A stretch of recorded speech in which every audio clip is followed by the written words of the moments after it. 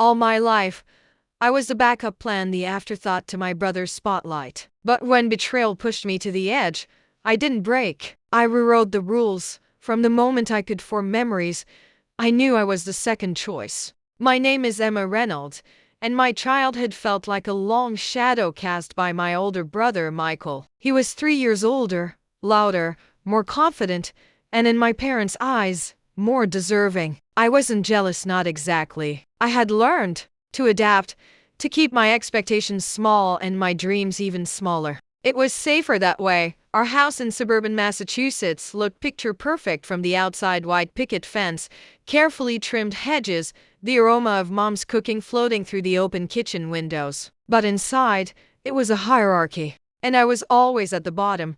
Michael had a beautiful voice, everyone said so. Teachers, neighbors, even the mailman once mentioned it. My parents clung to that compliment like it was gospel. From elementary school on, every spare dollar and moment went toward voice lessons, music camps, and audition prep. When I asked to enroll in an after-school art class, my mother gave me a pitying smile and said, "Maybe next semester, honey." Michael's voice lessons are taking up the budget right now. It was like that all the time. My brother was a storm of spotlight and encouragement. I was the quiet breeze that passed unnoticed. I remember being 15, sitting alone at the kitchen table doing my geometry homework while mom and dad drove Michael to a statewide vocal competition. The house was so quiet without them, the ticking of the wall clock louder than my sighs. I never resented Michael, but I couldn't ignore the hollowness that came with being forgotten. That summer, our lives shifted again. Michael had just finished high school and landed a spot at Preston College, the most prestigious performing arts school in the state. At dinner one evening, Dad made an announcement with pride glowing in his voice.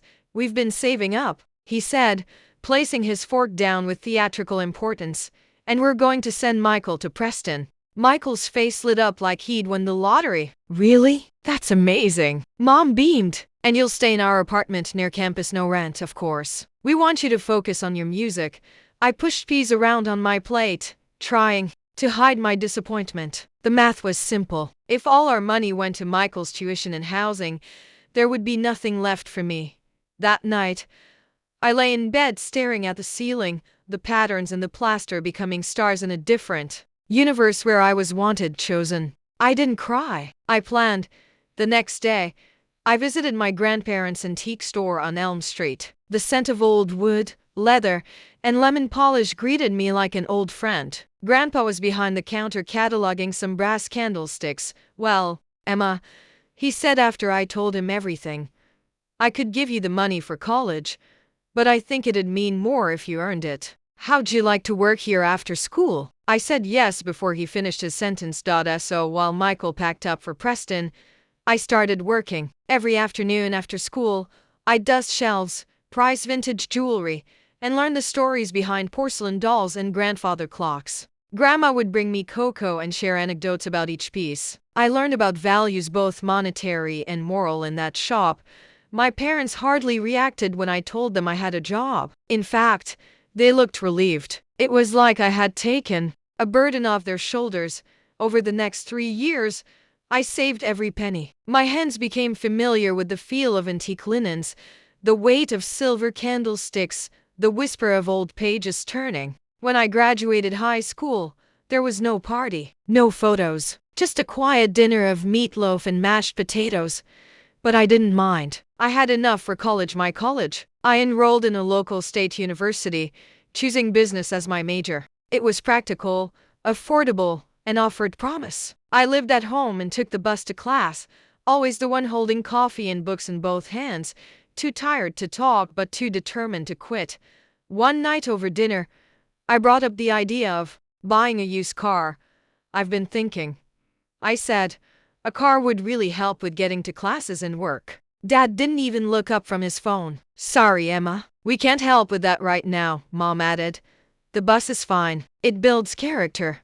I bit my tongue. They had helped Michael get his license and even bought him his first used car. But this wasn't new. I learned long ago that asking meant disappointment. By the end of my first year, I had a perfect 4.0 GPA and was working part-time at a local cafe on weekends. But my achievements were eclipsed by the news of Michael's graduation. It was a grand celebration. The house buzzed with relatives and neighbors. I stood in the kitchen arranging store-bought appetizers, while Michael walked in with a dazzling blonde on his arm. "Everyone," he announced, "this is Sarah, and we're engaged."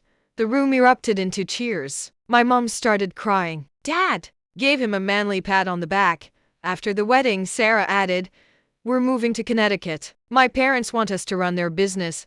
Champagne flowed like water. I stood in the corner, a silent witness to another chapter of Michael's golden life unfolding. No one asked about my GPA. No one noticed I had finished my first year top of my class while working weekends. By my third year of college, wedding fever consumed our house. My parents took out a loan to fund Michael's dream wedding. Meanwhile, I continued saving, commuting, and studying. The day of the wedding, I stood in a lavender bridesmaid dress I bought myself, watching my parents dance with the newlyweds. When they left for Connecticut, the apartment Michael had used during college sat empty. It was walking distance from my university, clean and quiet. That evening, I approached my parents. Would it be okay if I moved into Michael's old apartment? They exchanged looks. Mom pursed her lips. "Well, you can, but you'll need to pay rent." "Rent?" Michael had lived there for free, Dad muttered. "We have to cover the wedding loan. We need the extra income." I should have argued. I should have screamed. But instead, I just said, "Okay, I'll pay half." And so I moved in. The apartment still had signs of Michael, old posters, water rings, and scuff marks. I worked more shifts to cover the rent. My final year was a blur of studying, calf shifts, and solitude. Graduation came and went. My parents arranged a quiet dinner. Grandma brought a cake. No cousins, no speeches. As I sliced the dessert, Mom's phone buzzed. "Oh, look," she said, eyes glowing. "Michael says the business is expanding. They're opening 2 new branches." My graduation became another footnote in Michael's life, but everything changed. 2 weeks later, when I landed a job at Anderson and Mitchell, a high-profile financial firm, my starting salary was more than I'd ever seen on paper. I didn't tell my parents. I just smiled to myself and bought a new briefcase. 3 days later, Mom showed up unannounced. "Now that you're making good money," she said, "you should pay full rent." I hesitated, but we agreed on half. "That was when you were a student," she said, brushing crumbs off her jacket. "You can afford it now."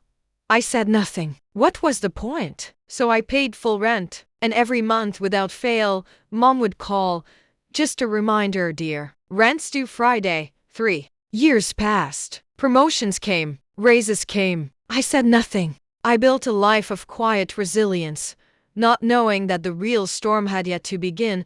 The storm arrived as a phone call. It was late on a Thursday evening. I had just finished a long meeting and was finally sinking into the couch with a bowl of pasta when my phone buzzed with my mother's name. I almost let it go to voicemail. "I wish I had, Emma," she began, voice tight, controlled. "We need to talk about your brother." I put down the bowl. "There's been some trouble. The business in Connecticut, it's gone under. Michael had a falling out with Sarah's parents. Things got bad. They're coming back." I blinked. "Back? Where?" "A beat. To the apartment." "My apartment." "They're going to need a place to stay," she said quickly, as if speed would soften the blow. "Just until they get back on their feet. They have the baby, Emma. So let me get this straight," I said slowly. "Michael, Sarah, and the baby are moving into my apartment." "Are they paying rent?" "Of course not. They don't have any money." "You'll still pay." "We're counting on that money more than ever." I stood up, heart pounding. "That's absurd. If they're moving in, I should move out." "Don't be selfish," Mom snapped. "Your brother is going through a hard time. You wouldn't want to make things harder, would you?" I said nothing. I simply hung up. They moved in that weekend. Michael arrived with 3 suitcases, Sarah with 5, and the baby Tommy with an entire convoy of gear. A crib, a stroller, a high chair, baby monitors, diapers by the case. Mom followed them like a parade marshal. "Emma," she barked, "clear out your room." Michael and Sarah need it for Tommy's nursery. I gasped. "Where am I supposed to sleep?" The couch is fine. Plenty of people sleep on couches. The transformation was swift. My belongings were boxed and shoved into the corner of the living room. The bedroom I had kept immaculate was redecorated in a jungle animal theme. I didn't even get to keep my pillows. At work, I smiled through gritted teeth. No one knew what I was coming home to every night. Dirty dishes, diaper smells. Michael is lounging in boxers, watching reruns. Sarah is crying over formula prices. Tommy is shrieking at all hours, but it was more than noise. It was tension. Constant, heavy, suffocating tension. 3 weeks in, I sat at the kitchen table surrounded by empty baby bottles and unfolded laundry. Michael sauntered in, shirtless, sipping orange juice straight from the bottle. "You know," I said cautiously, "there are openings at my company. Entry level. Good benefits." I could talk to our Michael rolled his eyes. "I'm not taking some entry-level desk job. I was running a business, Emma. I'm not starting over." "But you're not working now." He slammed the fridge shut. "This is temporary. Sarah's parents screwed me over. I had investors, plans. That failed." He glared. "You wouldn't understand." "No, I suppose I wouldn't. I had never been handed a business, or free rent, or unconditional praise." That night, I opened my laptop and started browsing apartments. Enter Noah Carter. We met on a Monday. He was new, quiet, kind-eyed. The kind of person who remembered how you took your coffee and asked how your weekend was without expecting the same question back. I liked him immediately, but I wasn't in the right headspace. Still, over the next few weeks, we gravitated toward each other. Lunches in the break room, shared laughter during long meetings, quiet conversations in the elevator. One afternoon, he leaned against my cubicle with 2 coffees. "You always look exhausted on Mondays. Rough weekends?" I gave a hollow laugh. "You have no idea." He looked at me for a long second. "You want to talk about it?" No one had ever asked. "Not really. So I told him everything. And he listened, not with pity, but with outrage. "That's not just unfair, Emma," he said. "It's toxic. You deserve better." Those words stayed with me. The next month was worse. Sarah's mood swings grew volatile. Michael started drinking at noon. The baby cried constantly. One night, I came home to find all my groceries eaten. "Where's the lasagna I made?" I asked. Sarah didn't look up from her phone. "Oh, that was yours." Michael and I were starving. "Sorry." I cleaned the kitchen in silence. The next morning, I skipped breakfast and went to work on an empty stomach. But it wasn't until the night I overheard them whispering that everything snapped. I was curled up on the couch when I heard Sarah's giggle from the kitchen. "Can you believe it? Your mom said she's giving us half of Emma's rent money." Michael laughed. "She can afford it. She's single. No kids. What's she going to do with all that cash anyway?" I lay still, rage boiling. They were plotting using me. That night, I finalized the lease on a new apartment. A quiet building, closer to work, same rent. None of the noise, none of the lies. I packed my essentials, left my furniture, and just before dawn, I rolled my suitcase out the door. Michael didn't look up from the couch. "Business trip," I said. He shrugged. "Cool." My new life began with silence. It was glorious. I bought a real bed. I cooked dinner and ate leftovers the next day. I slept. I read. I smiled more. Weeks passed. I didn't tell my parents. I waited. Then the call came. "Emma." Mom snapped. "Why haven't you paid this month's rent?" I laughed. "For real this time. I know about the money you were giving to Michael and Sarah. I'm gone. The apartment is yours now." A long silence. "You can't do this," she hissed. "We need that money. Then Michael can start paying. Like an adult. Double quotes click. At work. Noah noticed the change. "You look lighter." I moved out. He smiled. "Good. About time." We started having coffee before work. Lunch in the courtyard. Then dinner. He never asked for anything, just gave. And one evening, under the golden lights of a quiet bistro, he reached across the table. "Emma, you've spent your whole life being the second choice. But you should know, to me, you're always first." For the first time in my life, I believed it. But peace never lasts. 1 month later, an envelope arrived. A legal notice. My name. My signature. A loan I never took out. Michael's bankruptcy wasn't just a mess. It was a trap. The legal notice was plain, unremarkable, deceptively harmless. Just a few sheets of paper in a cream envelope with my name neatly typed on the front. It arrived on a rainy Thursday, tucked in with junk mail and a coupon booklet for pet food I didn't buy. I only noticed it because it had that distinct weight, the kind that makes your stomach twist before your eyes confirm the reason. It was a debt collection notice. The amount was staggering, 48,700, and beside it, printed clearly, co-signer, Emma Blake. I stared at it for a full 5 minutes before I moved. My hands went numb. I hadn't co-signed anything. I'd never even lent Michael $5 without asking for it back. But there it was, my name, my fake signature, and a loan taken out 9 months ago. Just before Michael's Connecticut business collapsed, I drove straight to the bank, adrenaline pounding in my veins. It was confirmed. The signature was mine, supposedly, and I was legally responsible. Unfortunately, Ms. Blake, the bank officer said, adjusting his glasses with tired resignation, it seems this was processed with full documentation. It'll be difficult to dispute unless you can prove fraud. I nearly laughed. Difficult? Michael had forged my signature. My own brother had made me responsible for tens of thousands of dollars without my knowledge. I left the bank shaking. By the time I got home, the dam had burst. I paced my living room, breath sharp and fast, rage and betrayal boiling inside me like poison. Noah called. I didn't answer. I needed silence. I needed time. The next day, I pulled every financial document I had: bank statements, pay stubs, signed documents, emails, and went to see a lawyer. Identity theft by a family member is unfortunately common. The lawyer, Miss Morales, said gently, "We can fight this. It'll take time. You'll need patience and documentation. And resolve."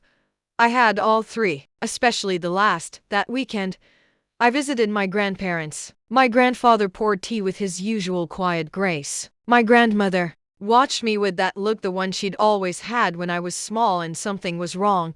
"I need to tell you something," I began, and when I told them everything, the loan, the forged signature, the lawyer, their faces turned pale. "We always knew your parents put too much on you," Grandpa said, jaw clenched. "But this, you're not alone in this," Grandma said. "Not anymore." I believed her. Weeks passed. The legal wheels turned slowly. I worked. I saved. I stayed close to Noah. He became my anchor in the storm. Then one morning, something changed. I was at work when an unfamiliar number called. "Emma Blake?" the voice asked. "Yes. This is Detective Ariana Chen, Financial Crimes Division. We're investigating a case involving fraudulent loan activity, and your name came up." My blood ran cold. "I filed a report," I said quickly. "It's my brother." Yes, that's why I'm calling. We've obtained evidence that he used your identity and signature without consent. Your lawyer shared your documentation. We'll be pressing charges against him." There it was, the moment I never thought I'd see. My brother, the golden child, the family star, finally held accountable. The trial was set 3 months later. I didn't attend the first few hearings. I couldn't. But when the court date for victim testimony came, I dressed carefully in navy blazer, subtle lipstick, hair pulled back. Not for them. For me. I stood in the courtroom, hands calm at my sides, heart steady.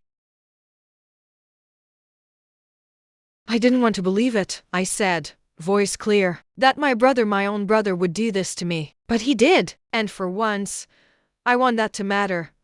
Michael sat at the defense table, gray-faced and gaunt. He wouldn't meet my eyes.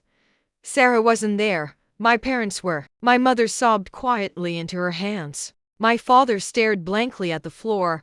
That should have hurt. It didn't. Michael pled guilty. He took a deal: probation, restitution, community service, no jail time. A slap on the wrist, some might say. But something deeper broke that day. Something in my family that had always favored silence over justice, comfort over truth, and for the first time, I didn't feel like a broken piece of that machine. I felt free of it. Outside the courthouse, Noah was waiting. He held out his hand. It's over? Not quite, I said, but I'm getting there. He smiled, brushed a strand of hair from my cheek. Whatever's next, I'm here.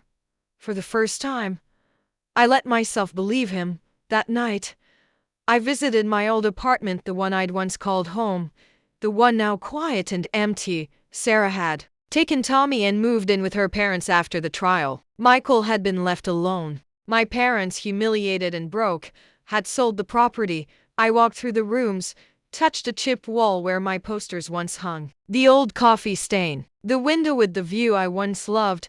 Then I left the key on the kitchen counter and walked away. The first Monday after I walked away from the apartment, I stood in the lobby of my firm's headquarters, coffee in hand, wearing confidence like a second skin. A new project had just landed, one big enough to change careers, lives, futures. I pitched for it. I won it. For the first time in a long while, my life felt like it was truly mine. And no more compromising. No more second place. The morning I signed the project contract, Noah showed up outside my office with flowers, wild sunflowers, my favorite. To mark the beginning, he said. He kissed me on the steps outside. It wasn't dramatic, but it was honest, and I didn't feel like someone's afterthought anymore. 2 weeks later, a letter arrived from my mother. It wasn't handwritten, just printed on her elegant stationery, like I was a business associate she'd lost contact with. It opened with, "Emma, I hope this finds you well." Then it said what I knew it would. Michael had moved in with them. He wasn't adjusting well. The baby cried all night. Sarah had filed for divorce, and Mom was exhausted. "We miss you. Your father is still angry, but I know in his heart, he regrets how things turned out. Maybe you could call." I didn't, but I sat with the letter a long time, folded it, unfolded it, tucked it away in a drawer I rarely opened. Some part of me still wanted that reconciliation, but I wanted peace more.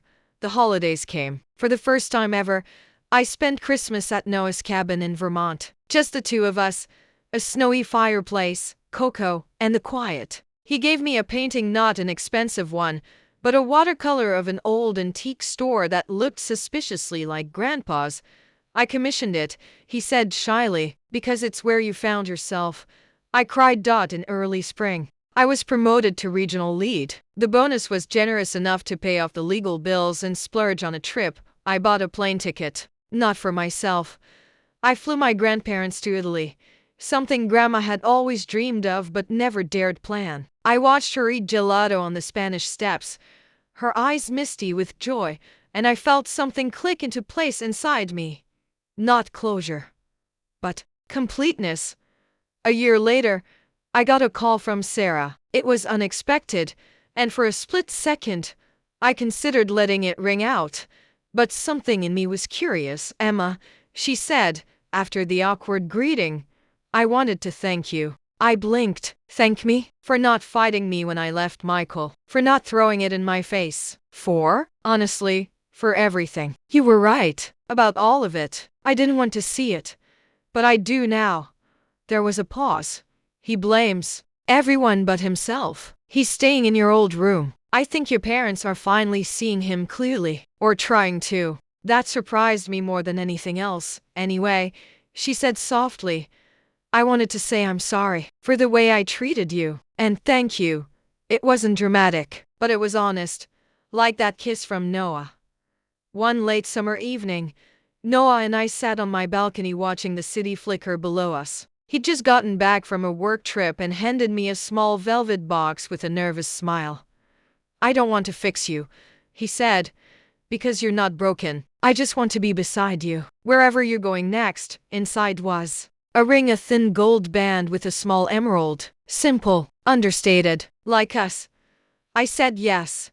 Months later, on the eve of our wedding, I received a voicemail from my father. His voice cracked. "I was wrong about everything. We failed you, Emma. I hope one day you can forgive us. But I understand if you don't." I listened to it twice. Then I deleted it, because I didn't need closure from them. Not anymore. I had chosen something better. Myself. At our wedding, my grandparents walked me down the aisle. The ceremony was small, intimate, held in the antique store, Cleared of displays and filled with string lights and wildflowers, I walked down the aisle not as the forgotten daughter, or the replacement, or the afterthought. I walked as Emma Blake, resilient, loved, complete. As I looked into Noah's eyes, I knew I had broken the cycle. I had been the second choice, and I had become my own first.